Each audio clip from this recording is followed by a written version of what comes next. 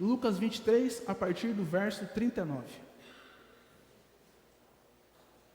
Eu lerei do verso 39 até o verso 42, e todos juntos leremos o verso 43. Amém?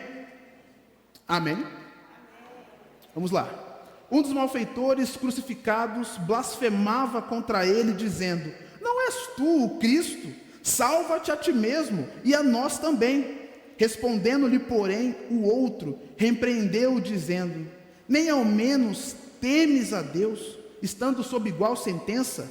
Nós, na verdade, com justiça, porque recebemos o castigo que os nossos atos merecem, mas este nenhum mal fez.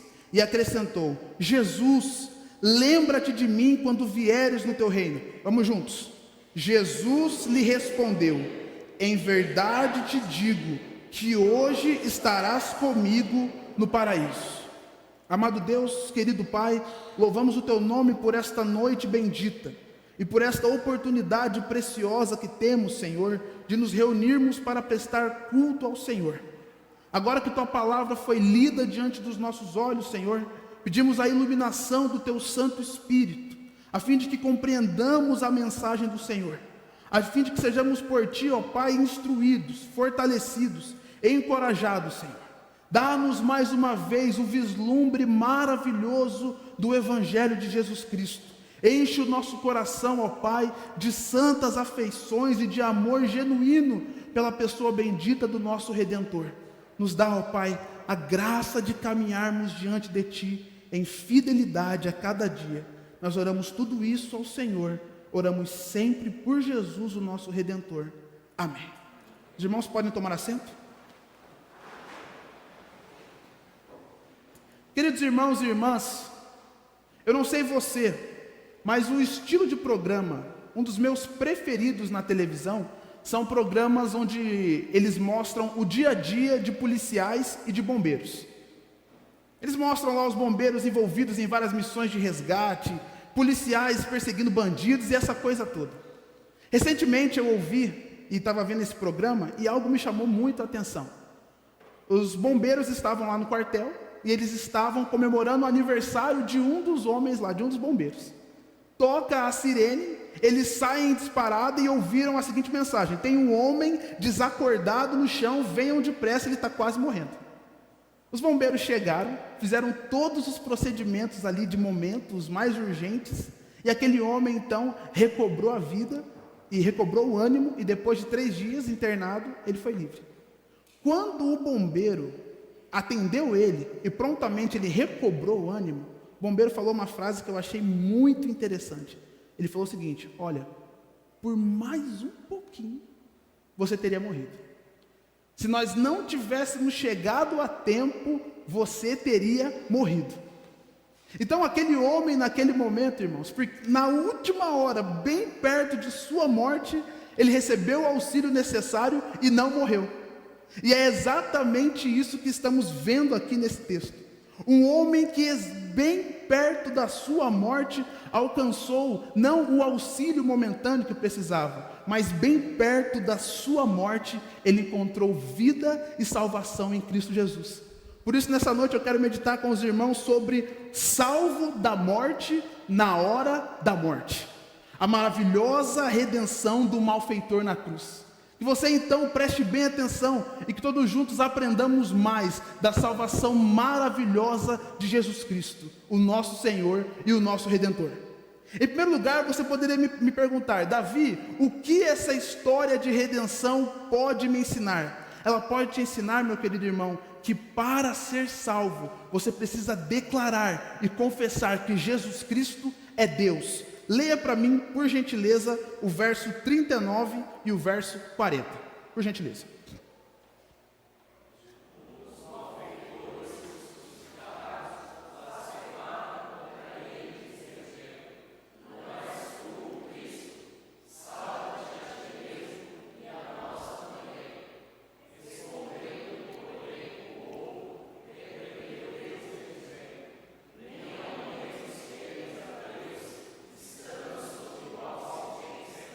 Queridos irmãos, este homem declara que Jesus é Deus. O capítulo 23 do Evangelho de Lucas é por demais importante. Por quê? Porque ele começa a mostrar para nós as últimas horas de vida do Senhor Jesus. Ele nos apresenta o contexto em que Jesus é colocado ao lado de Barrabás e toda a multidão escolhe por Barrabás um homicida e um homem que era um líder de rebeliões no meio do povo. No caminho para a crucificação, Lucas deixa claro para nós que Jesus era zombado por todos. Imagine vocês, irmãos, há um tempo antes, Jesus chegou em Jerusalém e toda uma multidão se colocou diante dele e se alegrava com ele porque chegava o rei. Essa mesma multidão, agora na hora da crucificação do Senhor, junto com escribas, junto com fariseus, junto com homens de autoridade no povo de Israel, zombavam do Senhor. E a sua zombaria era clara: você não é o Cristo? Você não dizia que era o Salvador de todos? Salva-te a ti mesmo. E as pessoas zombavam do Senhor. E a Bíblia é clara em dizer que junto com o nosso Salvador iam dois malfeitores. Dois homens que estavam ali possivelmente porque eram homicidas também, possivelmente porque faziam parte dessa insurreição com Barrabás e seguiam a Jesus. Então a cena pintada é essa: Jesus seguia e dois malfeitores seguiam com eles. O Senhor Jesus é levantado na cruz, um homem à sua direita, um homem à sua esquerda, e diante dele uma grande multidão zombando. Um dos malfeitores, o texto fala para nós no verso 29, toma para si toda aquela zombaria e também começa a zombar do Salvador, dizendo: não és tu o Cristo? Salva-te a ti mesmo e também a nós. Ao lado do Senhor na cruz, seguindo para o mesmo destino de morte, zomba do Senhor Jesus, escarnece do Senhor Jesus, é irreverente com o Senhor Jesus. E é interessante porque Mateus e Marcos contam para nós que no princípio os dois homens estavam zombando de Jesus. Mas, queridos irmãos, algo maravilhoso acontece. E um daqueles homens que estava na cruz ao lado de Jesus começa então, e o verso 40 mostra para nós, começa a repreender o homem que zombava Jesus. Então imagine a cena: Jesus está no centro, um à sua direita, o outro à sua esquerda. Vamos imaginar que o zombador é o da esquerda. O zombador está aqui dizendo: salva-te a ti mesmo e salva-te também a nós. Você não é o Cristo, você não dizia essas coisas todas. E um outro homem à sua direita, que no primeiro momento também zombava, agora censura o da esquerda e diz assim: nem ao menos temes a Deus, estando sob igual sentença. Queridos irmãos, um santo temor toma o coração daquele malfeitor. E ele reconhece que Jesus Cristo não é apenas um homem enviado por Deus, mas ele reconhece que Jesus Cristo é Deus. E isso fica claro porque ele diz: nem ao menos você teme a Deus estando sob igual sentença. É maravilhoso observarmos que desde o início do Evangelho de Lucas, esse evangelista médico que possivelmente se converteu sobre o ministério do apóstolo Paulo, e que escrevia para mostrar que Jesus era salvador de todos os povos, ele já começa a mostrar lá no início que Jesus Cristo nasceu de maneira sobrenatural. É Lucas que nos conta que Maria foi visitada por um anjo, e esse anjo diz para ela que vai descer sobre ela o poder do Altíssimo, e o que nela seria gerado então deveria se chamar Jesus Cristo, porque salvaria o seu povo, porque seria grande, porque seria poderoso. Jesus Cristo é Deus, meus queridos irmãos. E esse é o testemunho de João, que escreve no seu evangelho logo no princípio era o verbo, e o verbo estava com Deus, e o verbo era Deus. O testemunho das Escrituras aponta para essa realidade maravilhosa. O Salvador dos homens é plenamente homem, e não há dúvidas disso, mas o Salvador dos homens é plenamente Deus. E porque ele precisava, e porque ele necessitava ser Deus? Ora, porque somente alguém do tamanho de Deus poderia receber e suportar toda a ira por causa do meu e do seu pecado. O homem falhou, e por isso o homem deveria pagar. Mas homem algum poderia suportar a ira de Deus, e homem algum poderia caminhar em perfeita obediência. Por isso precisava ser Deus. o próprio Filho de Deus se encarna, e este homem na cruz compreende essas coisas e censura aquele que então zombava do Senhor. Queridos irmãos, ao longo da história, a doutrina que ensina, a partir das Escrituras, que Jesus Cristo é Deus, sempre foi atacada. E muitas pessoas tentam pintar o quadro em que Jesus é apenas um líder religioso, em que Jesus é apenas um homem que ensinou princípios maravilhosos e que devem ser seguidos. Ou tentam dizer que Jesus era um grande filósofo, um grande pensador do seu tempo, e que vinha apenas com a mensagem de amor e de bondade para todos. Quem sabe esse é o seu pensamento sobre Jesus. Eu quero dizer para você, se essa é a sua visão de Jesus, você está equivocado, meu irmão. Jesus Cristo é Deus. Jesus Cristo se encarnou para viver a vida perfeita que eu e você não temos qualquer condição de viver, nunca conseguiríamos viver. Ele toma na cruz a ira de Deus, um Deus santo e perfeito, no meu lugar e no seu, para que então tivéssemos por meio dele vida eterna. Jesus Cristo é Deus, e este homem na cruz reconheceu isso. Que salvação maravilhosa! Na hora da morte, este homem tem, por inspiração divina, nós veremos à frente, uma oportunidade, e ele age, censurando aquele que zombava do Senhor, para reconhecer: você não teme a Deus estando sob igual sentença? Jesus Cristo não foi um filósofo, Jesus Cristo não foi um pensador, Jesus Cristo não foi um líder político, Jesus Cristo é o Filho de Deus encarnado, que viveu, que morreu e que ressuscitou ao terceiro dia, para que eu e você tenhamos salvação. Esta mensagem maravilhosa nasce de um texto como esse: salvo da morte na hora da morte, a maravilhosa redenção de um malfeitor na sua última hora. Que lição preciosa! Mas o mais precioso é que nós aprendemos mais com este homem. Você e eu temos mais a aprender. Olhe comigo, por favor. Este homem não apenas reconhece e declara que Jesus Cristo é Deus, mas mais do que isso, ele reconhece a sua pecaminosidade. Por gentileza, leia para mim o verso de número 41. Por gentileza.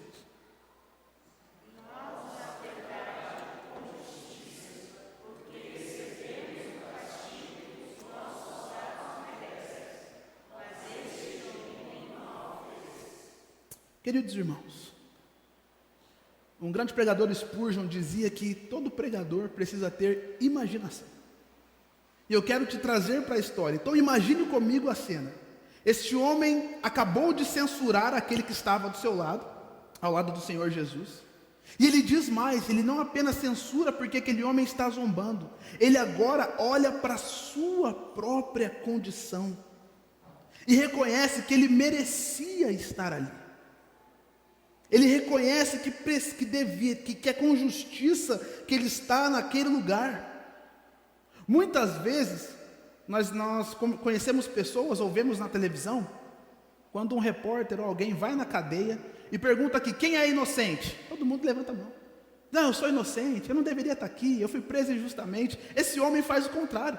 Ele reconhece que, por causa dos seus atos, ele deveria estar sendo culpado mesmo. Ele faz o contrário do que o primeiro malfeitor faz. Ele considera seriamente a sua própria condição.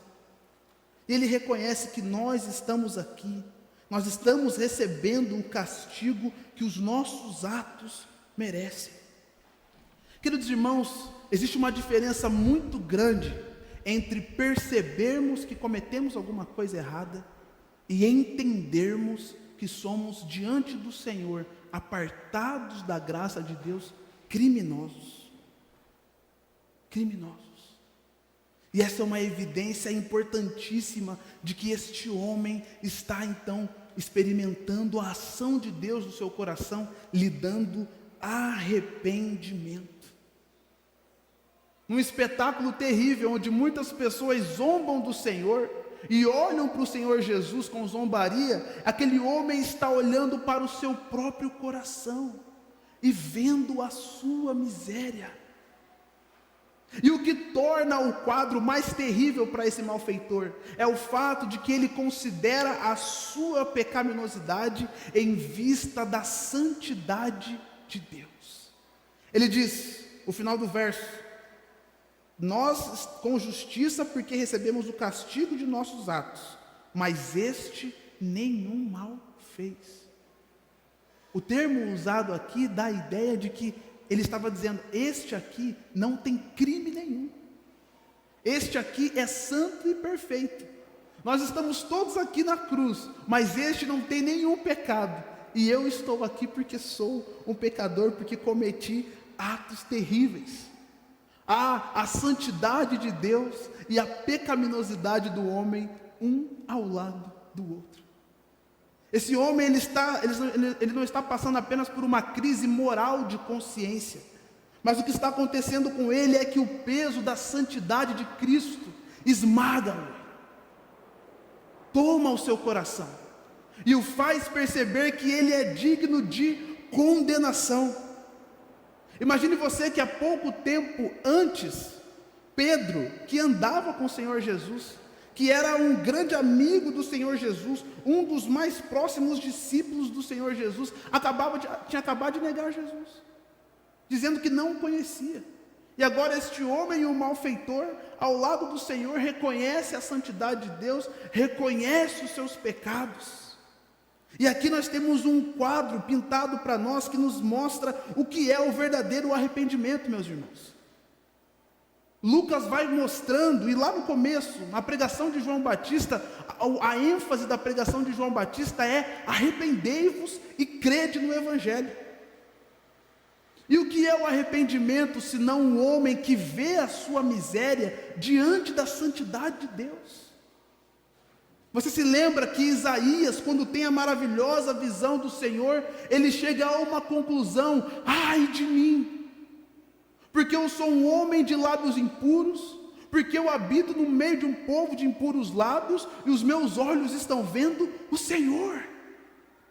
O mesmo acontece com Jó, que temos um testemunho de que Jó era um homem justo, um homem excepcional no seu tempo, mas depois de tudo o que passou, a conclusão de Jó é a seguinte: antes eu te conhecia apenas de ouvir falar, e agora os meus olhos te contemplam. E o que ele faz quando os seus olhos contemplam o Senhor? Por isso me abomino no pó e na cinza.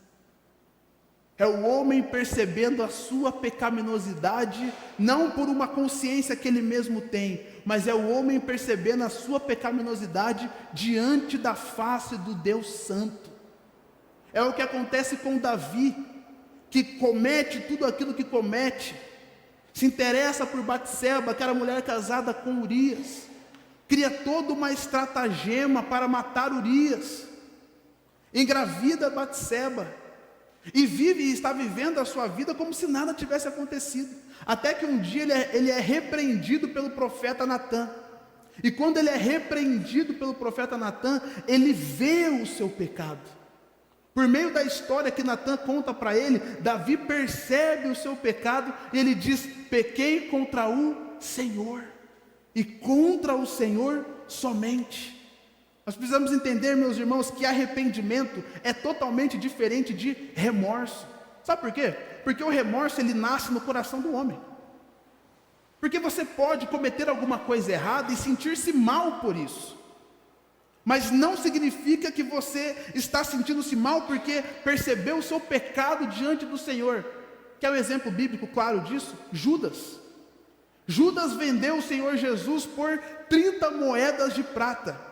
E depois que ele percebe a besteira que fez, ele sente tanto remorso, mas tanto remorso, que ele tira a sua própria vida.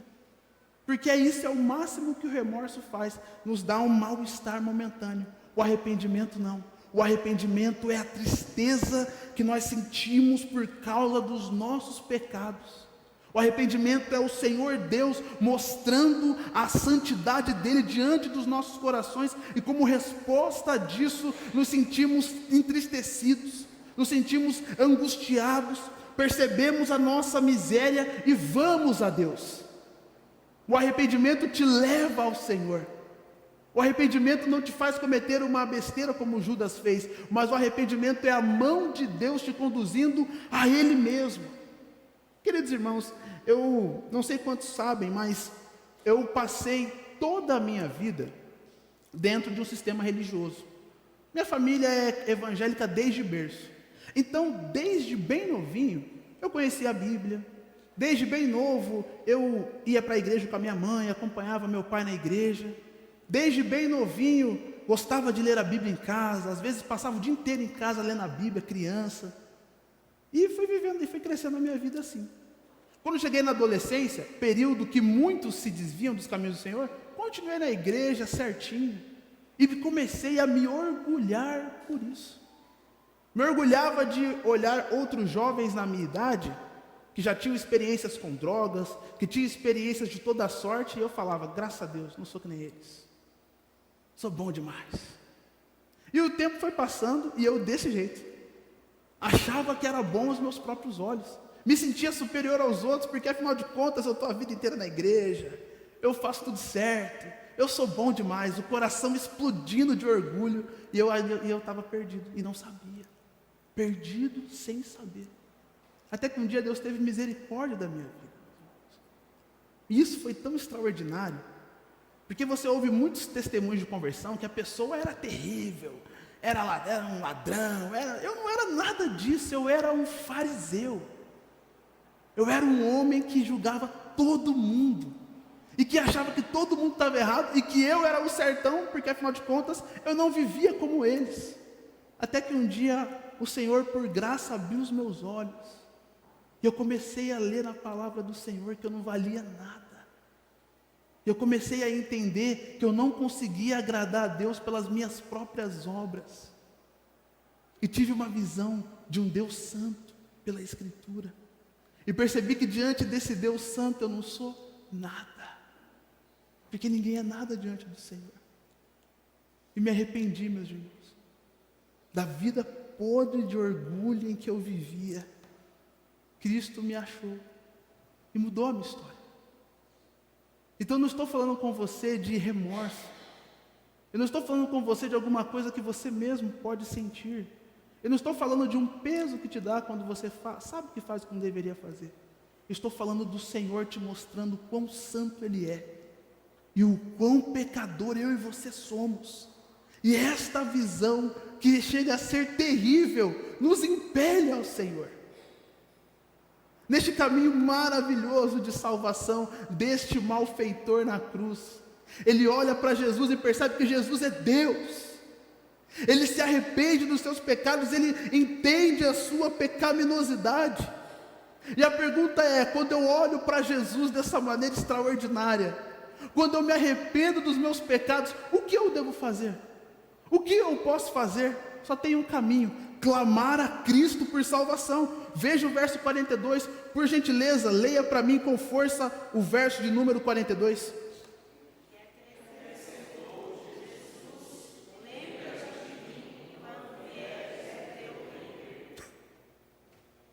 Esse homem estava considerando totalmente a sua vida. Na cruz, ironicamente, naquele que certamente era o pior dia da sua vida, o dia da sua execução. Por uma obra maravilhosa, que não é do homem, ele começa a considerar tudo aquilo que está acontecendo. Por essa mesma obra maravilhosa, ele considera a sua própria situação um pecador, condenado à morte por causa dos seus maus atos. Mas ao seu lado está o Salvador. O que ele poderia fazer se não clamar ao Senhor? E este clamor deste malfeitor na cruz é um misto, queridos irmãos, de um grito de socorro: lembra-te de mim, mas também junto com esse grito de socorro, há uma reverente adoração.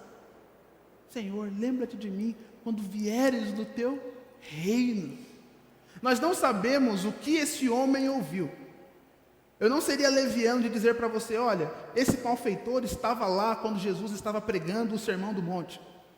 Esse malfeitor foi um daqueles vários pecadores que andaram com Jesus e que os escribas ficaram indignados com Jesus. Eu não posso dizer isso, mas eu posso te garantir que de alguma maneira, ao longo de todo o ministério do Senhor, este homem ouviu as mensagens do Senhor Jesus.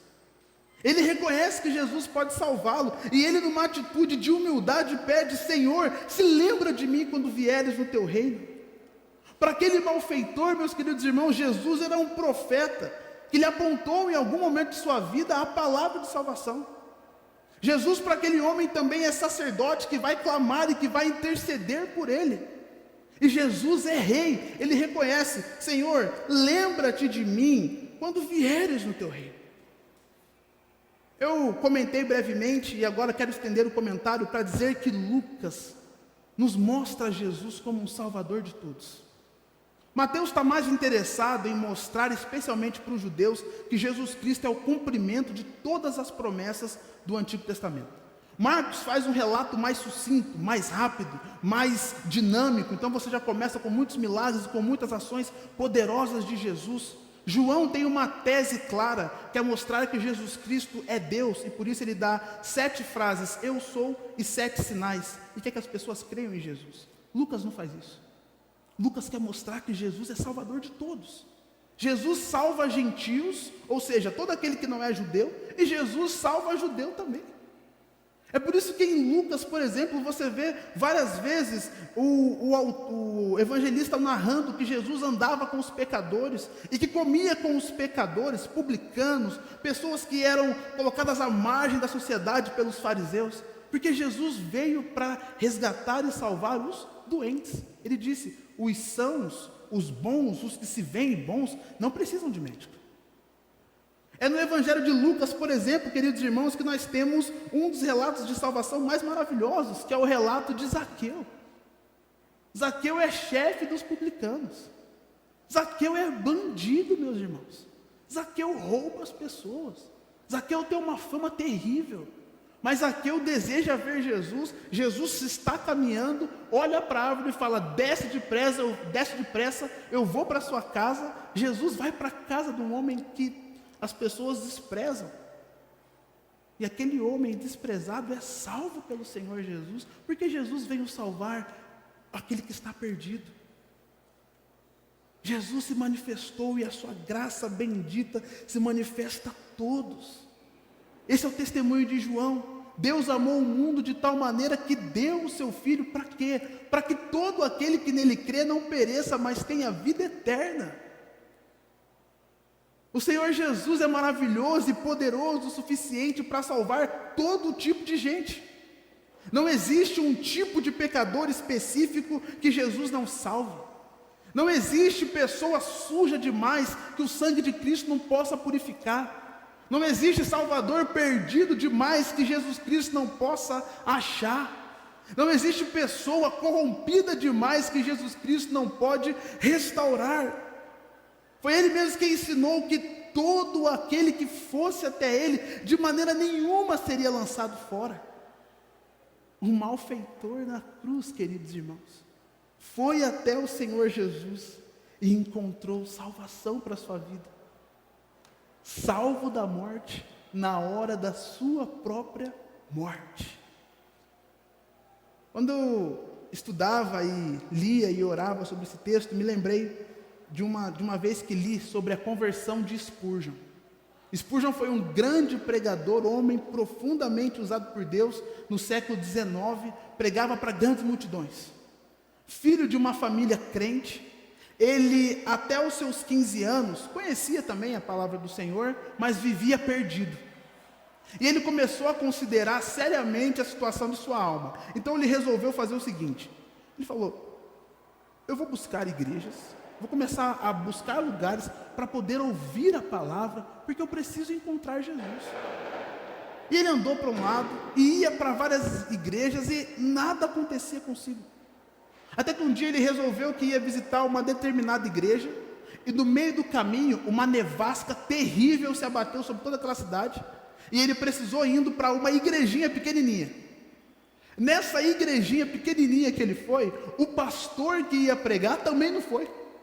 Imagina, o Spurgeon foi para a igreja, o povo se reúne: cadê o pastor? Não tem o pastor. Aí um homem, possivelmente um sapateiro ou um alfaiate, no meio dos irmãos, falou: bom, se não tem pastor, alguém tem que pregar. E esse homem se levantou para pregar, um sapateiro. Sem qualquer estudo, sem qualquer instrução, sem qualquer preparação prévia, se levantou para pregar. E quando ele foi pregar, irmãos, ele abriu Isaías 45, verso 22, que diz: olhai para mim e sede salvos, vós todos os povos. E ele falava, e ele repetia isso: olhai para mim, olhai para mim. E Spurgeon, sentado no lugar, aquele homem, uma igreja metodista, olhou para Spurgeon e disse: ei, jovem miserável, você já considerou o estado da sua alma? E Spurgeon tomou um choque: como é que esse homem está falando diretamente comigo? E ele disse: você é um miserável, e você vai continuar um miserável a menos que você olhe para Jesus. E Spurgeon, no seu relato, diz: assim como só um bom metodista pode fazer, se referindo aos gestos exagerados que aquele homem fazia, ele disse: olhe para Jesus, olhe para Jesus, olhe para Jesus. E Spurgeon conta, queridos irmãos, que naquele momento as angústias do seu coração cessaram, que naquele momento o peso esmagador do pecado que estava sobre ele cessou, e ele teve a maravilhosa sensação e certeza e segurança de que foi salvo pelo Senhor.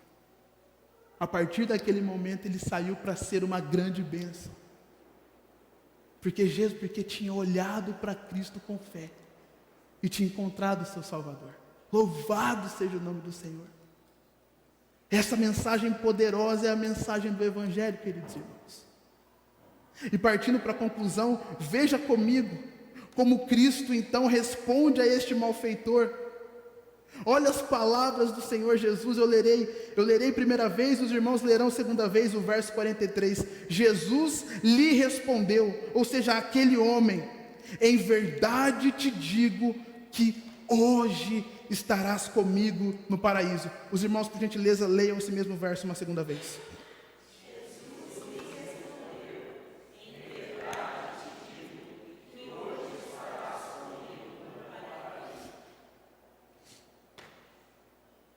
Aquele homem pediu para que Jesus apenas lembrasse dele quando Jesus viesse em seu reino. Mas Jesus não falou assim: tudo bem, eu vou me lembrar de você quando eu vier no meu reino. Jesus respondeu: em verdade te digo, ou seja, certamente o que eu estou falando vai acontecer. Hoje você estará comigo no paraíso. Sabe o que é isso, meu irmão? É a segurança que todos aqueles que olham para Jesus e que creem em Jesus experimentam.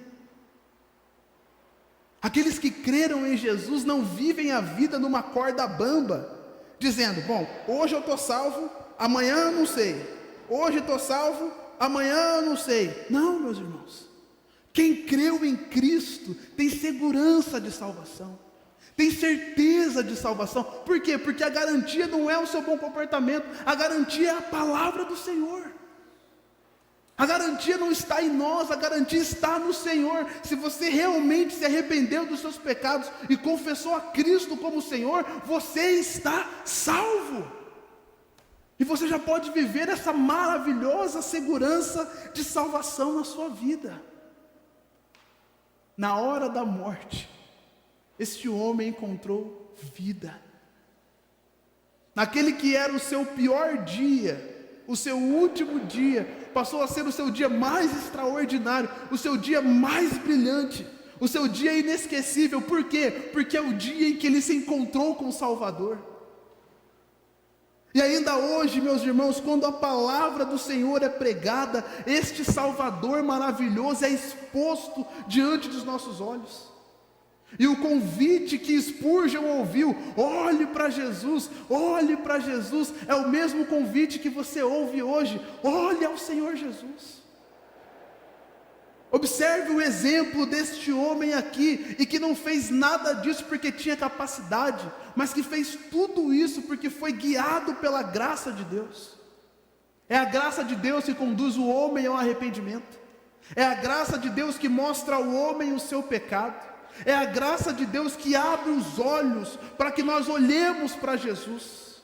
E quando olhamos para Jesus, quando cremos no Senhor Jesus, recebemos gratuitamente e graciosamente a salvação. Eu quero perguntar para você nesta noite: você já olhou para Cristo com fé? Eu quero perguntar para você: você em algum momento já considerou seriamente os seus pecados e se arrependeu não do que você tem feito, mas do que você é em face da santidade de Deus? Pergunte para você, meu irmão, minha irmã, no seu coração, você já confiou e já confessou Cristo como Senhor da sua vida? Se você ainda não fez, mais uma vez Cristo está sendo levantado diante dos seus olhos, para que você desista de tudo, para que você abandone toda a justiça própria, para que você abandone todo o pecado, para que você abandone tudo aquilo que é contrário à palavra do Senhor, para que você desista de si mesmo e volte-se para Cristo Jesus com fé. Todo aquele que vem ao Senhor Jesus é salvo. Vamos usar a imaginação uma última vez. Você consegue olhar para esse homem e ver como ele está ali na cruz, pendurado, mas sabendo que estará daqui a pouco, quando a morte chegar, eternamente com Cristo? Você é capaz de imaginar a alegria e a paz que tomou o coração daquele homem que ouviu as palavras do Senhor Jesus dizendo: em verdade te digo que hoje estarás comigo no paraíso? Sem sombra de dúvidas, queridos irmãos, a morte daquele malfeitor seria terrível. Contudo, como foi doce a morte daquele malfeitor, que confessou Cristo como seu Senhor, e pôde morrer ao lado do seu Salvador. Que nós encontremos esse Salvador maravilhoso em nossas vidas, que você olhe para Cristo, que a cada dia você caminhe em arrependimento e fé, e que você perceba o quão doce é o nome do Senhor Jesus, o único nome que é capaz de dar ao homem salvação. Que o Senhor Deus então nos abençoe, no nome de Jesus. Amém.